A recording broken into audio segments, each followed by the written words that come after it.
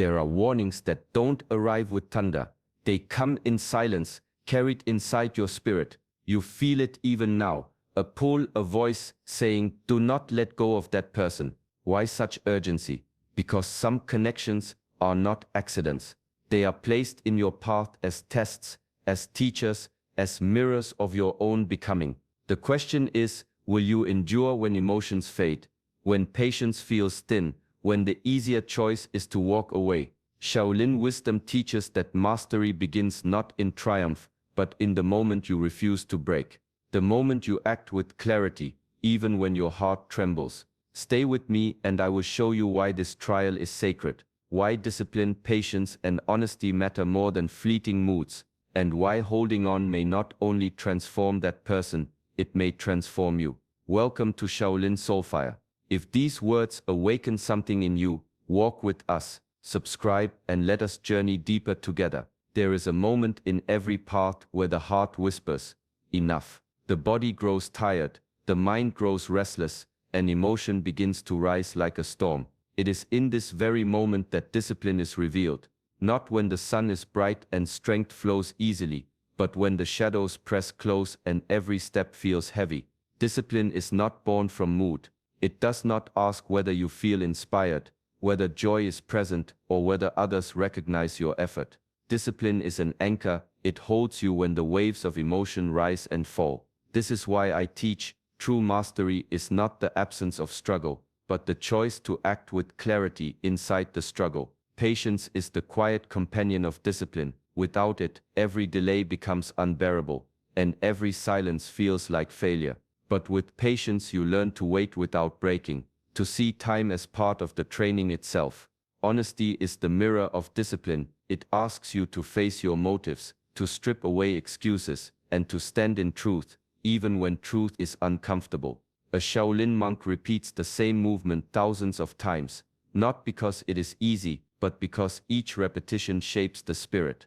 The body bends, the mind resists, but the will remains steady. In life, this repetition may not be kicks or stances, but small daily acts of courage, kindness, and endurance. Each one is a form, each one is training. When hope begins to wane, this is not the signal to stop. It is the moment discipline calls you to act without decoration, without the fuel of emotion, without the need for applause. Only then does the heart grow still. Only then do you begin to see what inner mastery truly means. There is a deep strength in learning how to rest within yourself while still moving forward. Too often people think they must choose, either to accept themselves fully and do nothing, or to chase endless action while feeling unworthy inside. True balance lies in bringing both together, the stillness of being and the clarity of doing. In the old teachings, a river was often used as the example. The river does not need to prove its existence. It already flows with life, yet it also moves forward, carving valleys, nourishing soil, carrying seeds. Its value does not come from movement alone, nor from stillness alone, but from the harmony of both. To accept your worth is to stand like that river, knowing you already carry meaning within you. You do not need another's approval to be whole. You do not need constant results to justify your path. But acceptance is not an excuse to become passive. Just as the river moves, so must you act, even when the act is small, even when it feels unnoticed. Supporting someone, especially when it is difficult, becomes part of this harmony. You do not give from emptiness or from desperation to prove yourself. You give because your being is steady, and your doing flows from that steadiness. This is the way of discipline that does not harm the self, but strengthens it. When the task is heavy, return inward first. Remember your value, your unshaken ground. Then take the next step outward with purpose. Each action, no matter how small, carries weight when rooted in self-acceptance. In this balance, you are neither lost in stillness, nor consumed by effort. You walk the middle path, strong within, steady without. When people think of martial arts, they often picture only the strikes, the kicks, the speed of movement. But for the Shaolin tradition, the body is more than a tool, it is a scripture. Every gesture, every stance, every breath is a verse of Chen philosophy written into flesh and bone.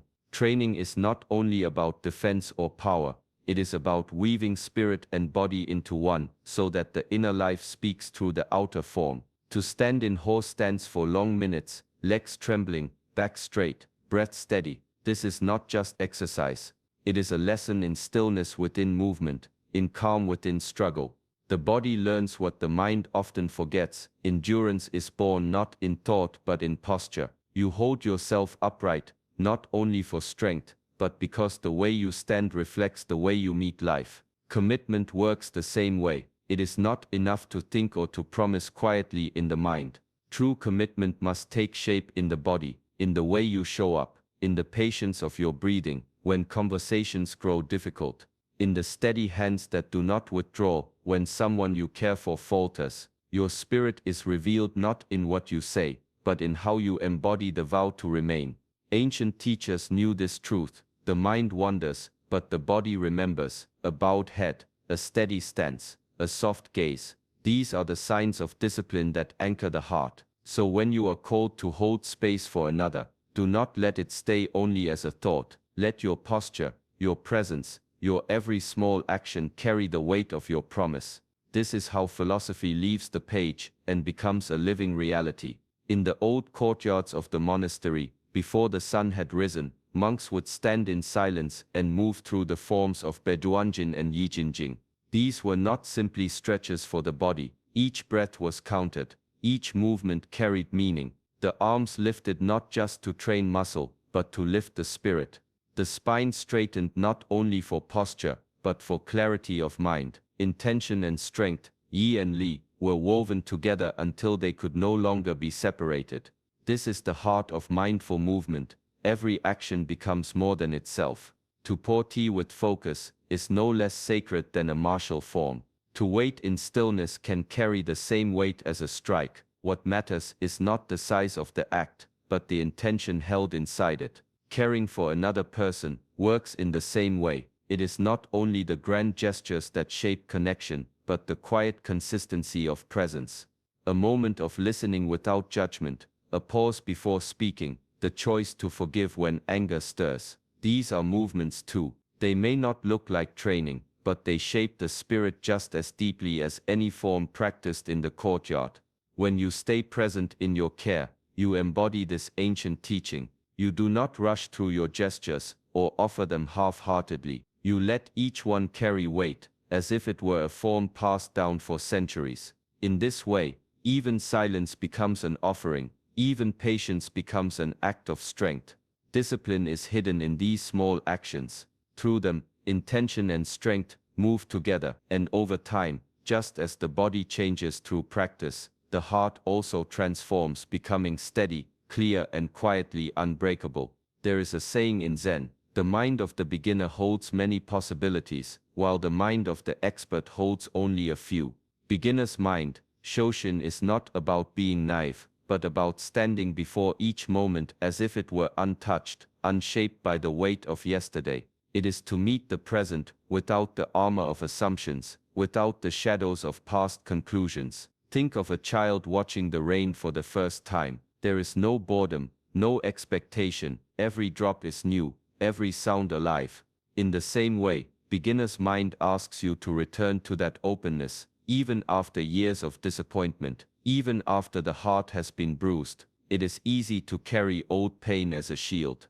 When trust has been broken once, the mind whispers, never again. But to live this way is to close the door before the next lesson can enter. Discipline here is not about clinging, it is about courage. The courage to see again with fresh eyes, even when you know the risk of hurt. In relationships, this practice is powerful. If someone has failed you before, beginner's mind invites you not to forget, but to release the weight of assumption, to meet them again without demanding they stay imprisoned by yesterday's mistake. Each encounter becomes a chance to see more deeply, to listen more fully, to allow growth for them and for yourself. The ancient path teaches that renewal is constant. The river is never the same river twice, the breath never the same breath twice. To walk with beginner's mind is to honor this truth. You remain open, curious, unafraid to begin again, and in that openness, life itself reveals possibilities hidden from the eyes of certainty. In the Shaolin tradition, The body may be trained through forms and strikes, but the heart is trained through Wude, the martial virtues. These are not ornaments for the warrior, they are the foundation. Willpower, perseverance, patience, courage, and mindfulness are the weapons that cannot be taken away. Without them, strength is hollow. With them, even the smallest action carries weight. Willpower is the flame that refuses to go out, even when the wind rises. It is the quiet decision to rise again, to continue walking when the ground grows steep. Perseverance is its companion, the rhythm of steps taken one after another, even when no finish line is in sight. Together they form the backbone of mastery. Patience is the stillness between those steps. It allows time to unfold without force, teaching you that not all growth can be hurried. Courage is not loud aggression, but the willingness to face difficulty without retreat, to step forward even when fear lingers in the chest. And mindfulness grounds them all, anchoring thought, action, and breath in the present moment, so that nothing is wasted and no step is blind. To live by Wude does not mean chasing heroism or glory. It means staying steady when others rush, speaking with honesty when silence tempts, acting with care when anger provokes. True strength is not displayed in grand gestures, but in the discipline of alignment, your inner life and outer action moving as one. When these virtues are alive within you, every choice becomes training. You are no longer pulled by moods or by the noise of the world. You act not to impress, but because your path demands it. This is the quiet, unshakable strength that defines a life of mastery. In the teachings of the Buddha, there is one truth that shapes all others: impermanence. Everything changes. The seasons shift, the body ages, emotions rise and fall like waves. Nothing stands still, not even the self you thought you knew yesterday. To live without seeing this truth is to grasp tightly at smoke, always disappointed when it slips away. Mindfulness is the practice of watching this flow with open eyes, to see that no outcome is fixed, that each moment is alive with change. This is not a reason for despair, but for freedom. When you release the need for control, you also release the suffering that comes with unmet expectations. You begin to walk with lighter steps, ready to meet life as it unfolds. In caring for another, this truth becomes essential. You may hope for a certain response, for a path that feels certain, for a result that matches your effort. But impermanence reminds you life does not bend to your design. The person you hold space for may stumble, may change, may surprise you in ways you cannot predict. Letting go of expectations does not mean letting go of love. Compassion remains, steady and clear. To hold compassion is to stand with open hands, supporting without clinging, giving without demanding, staying without binding.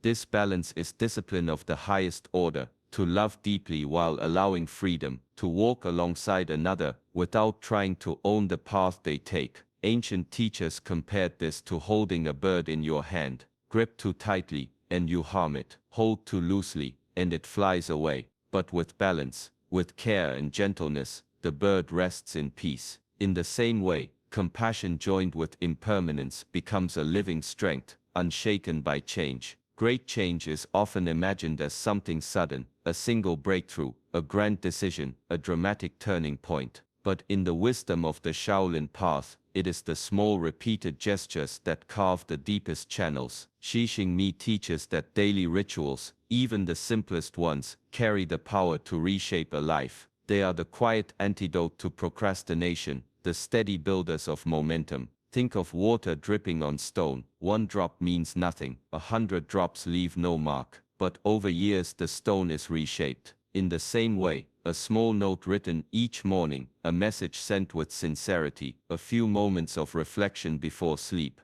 These may appear insignificant at first, yet over time, they form a rhythm that strengthens both the one who gives and the one who receives. This is the art of micro-commitments. You do not need to climb the mountain in a single day. You need only to take one clear step, and then another, and then another. Discipline is not about overwhelming force, but about gentle persistence. By choosing one small act and returning to it daily, you train the mind to stay, to focus, to follow through. When caring for another person, these rituals become even more powerful. A consistent gesture speaks louder than promises shouted once and forgotten. A quiet presence, shown again and again, carries more weight than a single dramatic effort. In this way, discipline becomes devotion, not through sacrifice alone, but through steady attention. Over time, these small acts reveal something profound. Mastery is not a distant peak, but a path made of many deliberate steps, and in walking it, you transform not only your own spirit, but also the bond you choose to honor. Before you can steady another,